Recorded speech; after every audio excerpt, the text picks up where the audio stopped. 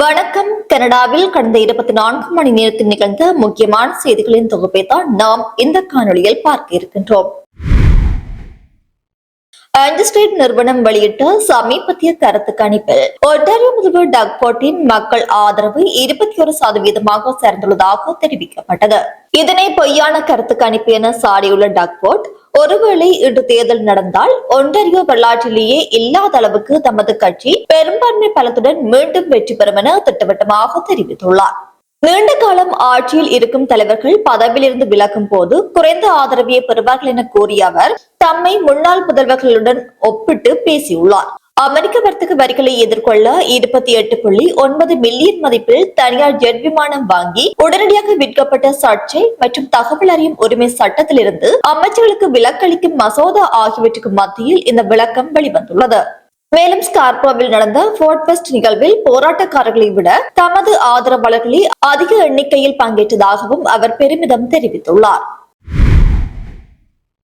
Toronto மாநகராட்சி தவறான பாதையில் சென்று கொண்டிருப்பதாக வாக்காளர்கள் மத்தியில் அதிருப்தி நிலவி வரும் நிலையில் தற்போதைய மேயர் ஒலிவியா சவ் மற்றும் வேட்பாளர் பிராட்ஃபோர்ட் ஆகியோருக்கு இடையிலான மேயர் தேர்தல் போட்டி கணிப்புகளை விட கடுமையாக மாறியுள்ளது. சமீபத்திய கருத்து கணிப்புகளின்படி தலைமைத்துவம் மற்றும் நகர மேலாண்மை குறித்த மக்களின் மனநிலை மாறியிருப்பது டொரண்டோ அரசியல் களத்தில் புதிய திருப்பங்களை ஏற்படுத்தியுள்ளது.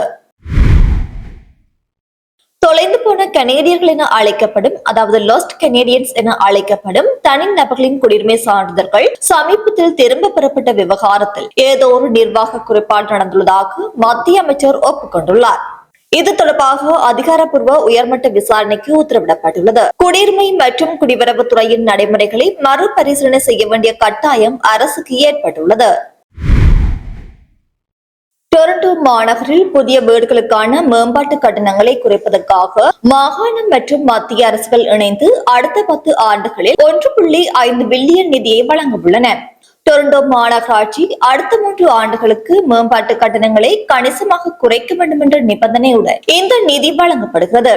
இதன் மூலம் மாநகரில் புதிதாக 44,000 வீடுகள் கட்டப்பட்டு வீட்டு வசதி நெருக்கடி தணியும் என எதிர்பார்க்கப்படுகிறது. ஜூன் மாதம் 22ஆம் தேதி திங்கட்கிழமை மோன்ட்ரியலின் கோர்டேஸ் நேக்ஸ் பகுதியில் நடந்த கோரமான துப்பாக்கிச் சூட்டில் 34 வயதான காவல்துறை அதிகாரி முகமது லைன் மற்றும் பொதுமக்கள் ஆகியோர் கொல்லப்பட்டனர். மற்றொரு அதிகாரி படுகாயமடைந்தார். சம்பவத்துக்கு விரைந்த காவல்துறையினுடன் நடந்த கடுமையான துப்பாக்கி சண்டையில் தாக்குதல்தாரியான லெத்பிரிட்ஜ் பல்கலைக்கழக மாணவன் 25 வயதான செட்ஸ்காட் கால்ட்ஃபீல்ட் என்பவர் சுட்டுக் கொல்லப்பட்டார். கியூபெக்கின் சுயாதீன காவல் கண்காணிப்பு அமைப்பு இந்த விசாரணையை மேற்கொண்டுள்ளது. கொலையாளி எழுதிய 104 பக்க அறிக்கை ஒன்று வெளியாகியுள்ளது. அதில் பெண்கள் மீதான கடும் வெறுப்பு, இன்செல் சித்தாந்த கூறுகள், பணக்காரர்கள் மற்றும் மேல்தட்டு மக்களுக்கு எதிரான வன்முறை புரட்சி ஆகியவற்றுக்கு அவர் அழைப்பு விடுத்துள்ளார். உயிரிழந்த காவலரின் குடும்பத்துக்காக இதுவரை 2 லட்சம் நிதி திரட்டப்பட்டுள்ளது. இத்தகைய தாக்குதல்கள் தொடராமல் தடுக்க RCMP நாடு முழுவதும் பகீர் எச்சரிக்கை ஒன்றை விடுத்துள்ளது.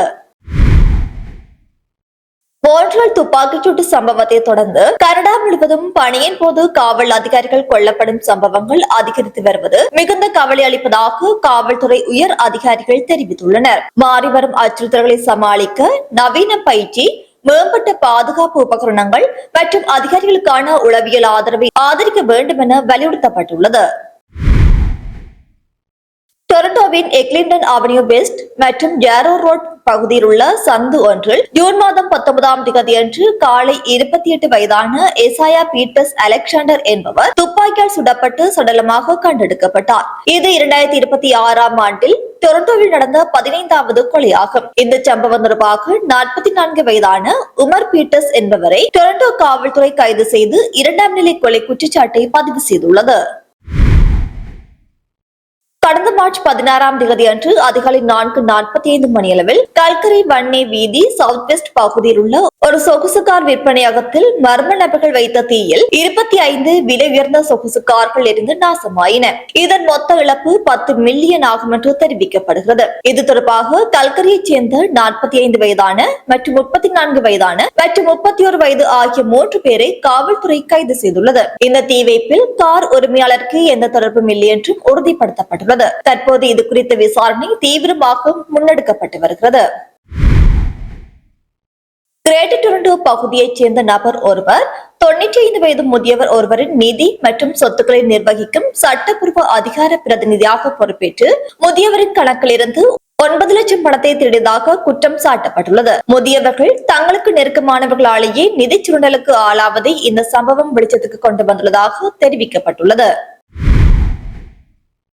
டொரண்டோ பியர்சன் சர்வதேச விமான நிலையத்தில் நடந்த பல மில்லியன் டாலர் தங்க கொள்ளை வழக்கில் தொடர்புடைய சந்தேக நபர் ஒருவருக்கு அமெரிக்காவில் சட்டவிரோதமாக துப்பாக்கிகளை கடத்திய வழக்கில் சிறை தண்டனை விதிக்கப்பட்டுள்ளது.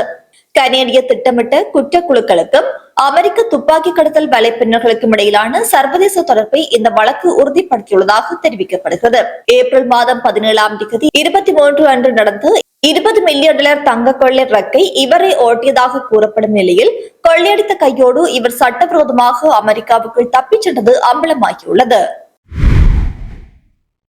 டொரண்டோவின் எட்டோபிகாக் பகுதியில் உள்ள ஸ்காட்லட் ரோட் மற்றும் ஸ்காட்லட் வுட் கோர்ட் ஆகிய பகுதிகளில் நேற்று மாலை 6:30 மணியளவில் நடந்த மோதலில் 20 வயது மதிக்கத்தக்க இளைஞர் ஒருவர் கத்தியால் குத்தப்பட்டு படுகாயங்களுடன் மருத்துவமனையில் அனுமதிக்கப்பட்டுள்ளார்.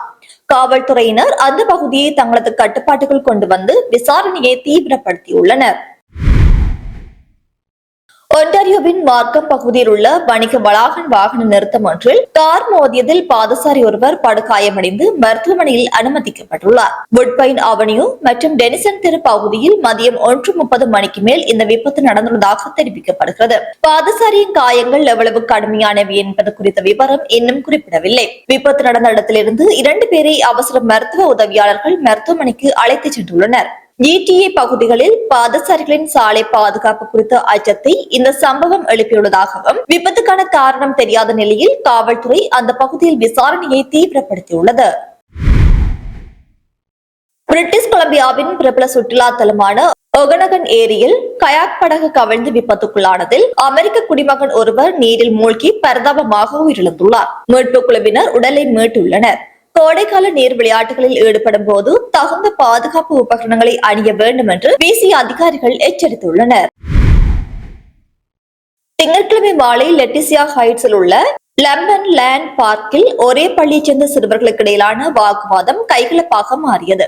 இதில் 12 வயது சிறுவன் அழைத்து வந்து அவனது 36 வயது தந்தையை மற்றொரு தரப்பைச் சேர்ந்த 2 சிறுவர்கள் சரமாரியாக குத்தி தாக்கியுள்ளனர். இதை தடுக்க முயன்ற 16 வயது சிறுவனை கருப்பு முகமூடி அணிந்திருந்த ஒரு சிறுவன் டிரைவர் ஷோக் ரம்பத்தை காட்டி துரத்தி கீழே தள்ளியுள்ளார். சாட்சிகள் அளித்த தகவலின்படி தப்பிச் சென்ற சிறுவர்களை பிடித்த போலீசார் முகமூடி மற்றும் ஆயுத உரையை மீட்டுள்ளனர். ஆனால் ஆயுதம் கிடைக்கவில்லை என்று தெரிவிக்கப்படுகிறது. இந்த சம்பவத்தில் 14 மற்றும் 15 வயதுடைய இருவர் மீது தாக்குதல் வழக்கும் 15 வயது சிறுவன் மீது ஆயுத தாக்குதல் மற்றும் மாறுபடம் உள்ளிட்ட கூடுதல் பிரிவுகளும் பதிவு செய்யப்பட்டுள்ளன. பாதிக்கப்பட்ட மூவருக்கும் லேசான காயங்கள் ஏற்பட்டுள்ளன. சட்டப்படி சிறுவர்களின் பெயர்கள் வெளியிடப்படவில்லை. கனடாவின் கால்கரி நகரில் உள்ள கவுண்டிகல்ஸ் வில்லேஜ் பகுதியில் உறங்கிக் கொண்டிருந்த பச்சிளம் குழந்தை ஒன்றின் மீது சிறுவன் ஒருவன் தாக்குதல் நடத்தியுள்ள அதிர்ச்சியூட்டும் சம்பவம் குறித்து காவல்துறையினர் விசாரணையை மேற்கொண்டு வருகின்றனர். இந்த தாக்குதல் கடந்த ஜூன் மாதம் 15ஆம் தேதி திங்கட்கிழமை மாலை 5 மணி அளவில் நடந்துள்ளதாக கூறப்படுகிறது.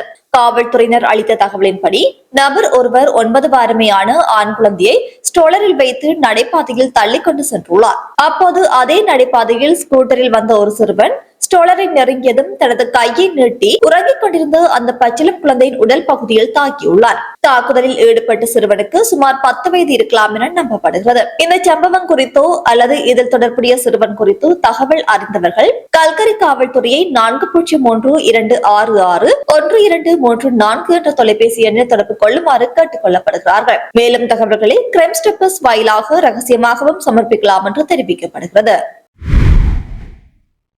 எக்ஸ்டர் ரோட் மற்றும் ஷோல்டோ டிரைவ் சந்திப்பில் செடான் காரும் போக்குவரத்து லாரியும் மோதிக்கொண்டதில் எக்ஸ்பிரஸ் சாலையின் மேற்கு நோக்கிய பாதைகள் மூடப்பட்டன. இந்த மோதலில் காரின் ஓட்டுநர் பக்க கதவு நசுங்கியுள்ளது. தடுப்பை தாண்டி சென்ற கார் போக்குவரத்து பலகையை உடைத்து அது வாகனத்தின் அடியில் சிக்கிக் கொண்டதாக தெரிவிக்கப்படுகிறது. இதனால் ஏற்கனவே பிஆர்டி கட்டுமான பணிகளால் நெரிசலில் உள்ள வெலிங்டன் சாலை வரை போக்குவரத்து கடுமையாக பாதிக்கப்பட்டுள்ளது. மிசிசாகா லேஷர் ரோட் ஈஸ்ட் பகுதி வீட்டில் ஜூன் மாதம் 18ஆம் தேதியன்று தனது பெற்றோர்களை கொலை செய்த குற்றத்துக்காக 2 முதலாம் நிலை கொலை வழக்குகளில் கனடா தழுவிய பிடியாணை பிறப்பிக்கப்பட்டு 46 வயதான ஜோர்டான் சங்வின் டொரண்டோவில் நடமாடுவதாக பேர் பிராந்திய காவல்துறை அறிவித்துள்ளது. திங்கட்கிழமை இரவு 11 மணிக்கு ஹை பார்க் அருகே கடைசியாக காணப்பட்ட அவர் நடந்து செல்வதாக நம்பப்படுகிறது. புதிய புகைப்படங்கள் மற்றும் வீடியோவை வெளியிட்டுள்ள காவல்துறை ஆயுதமேந்திய ஆபத்தான நபர் என்பதால் கண்டால் உடனடியாக 911 அழைக்குமாறு கோரியுள்ளது. இவருக்கு அடைக்கலம் தருபவர்கள் மீதும் குற்றவியல் நடவடிக்கை பாயும் என்று தெரிவிக்கப்படுகிறது. தகவல் தெரிந்தவர்கள் 9054532121 அல்லது கிரைம் ஸ்டாப்பர்ஸ் மூலமாகவும் தெரிவிக்கலாம் என்று தெரிவிக்கப்படுகிறது. ஞாயிற்றுக்கிழமை மாலை விக்டோரியா பார்க் மற்றும் செயின்ட் கிளேர் அவென்யூ ஈஸ்ட் பகுதியில் அமைந்துள்ள மளிகை கடை ஒன்றில் பெற்றோருடன் கடையில் இருந்த போதே சிறுமி ஒருவரை சந்தேக நபர் பாலியல் தாக்குதலை நடத்தியுள்ளார். தாக்குதலை தொடர்ந்து அங்கிருந்து தப்பியோடிய சந்தேக நபரை பொதுமக்களில் ஒருவர் துரத்தி சென்றதாக காவல்துறையினர் தெரிவித்துள்ளனர். இதனையடுத்து செவ்வாய்க்கிழமை டொரண்டோவைச் சேர்ந்த 35 வயதான நபர் காவல்துறையினரால் கைது செய்யப்பட்டார். அவர் மீது பாலியல் வன்கொடுமை மற்றும் பாலியல் தலையீடு ஆகிய குற்றச்சாட்டுகள் சுமத்தப்பட்டுள்ளன.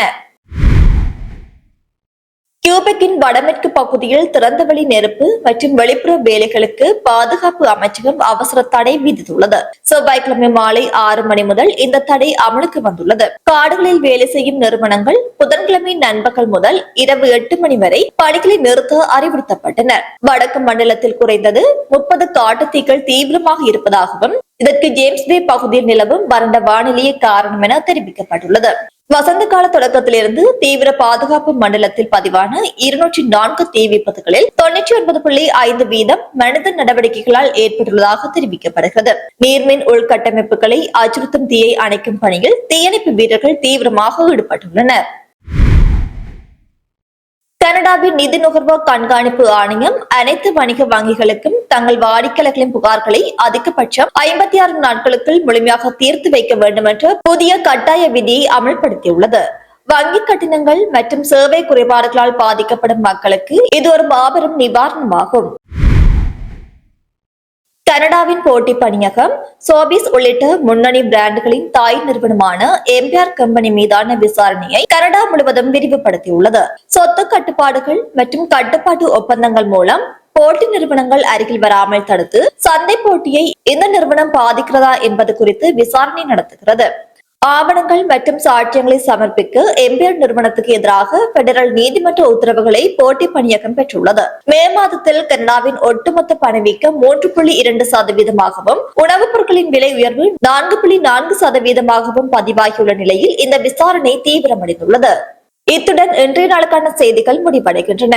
மேலும் தொடர்ந்து செய்திகளை பெற்றுக் கொள்வதற்கு நம்முடைய தமிழ் கனேடியன் சேனலை சப்ஸ்கிரைப் பண்ணி இணைந்திருங்கள். அது மட்டுமில்லாது தொடர்ந்தும் வாட்ஸ்அப் மூலம் செய்திகளை பெற்றுக் கொள்வதற்கும் வாட்ஸ்அப் குழுவில் இணைந்திருங்கள். வாட்ஸ்அப் குழுவில் இணைவதற்கான லிங்க் கீழே உள்ள டிஸ்கிரிப்ஷன் மற்றும் கமெண்ட் செக்ஷனில் இருக்கின்றது.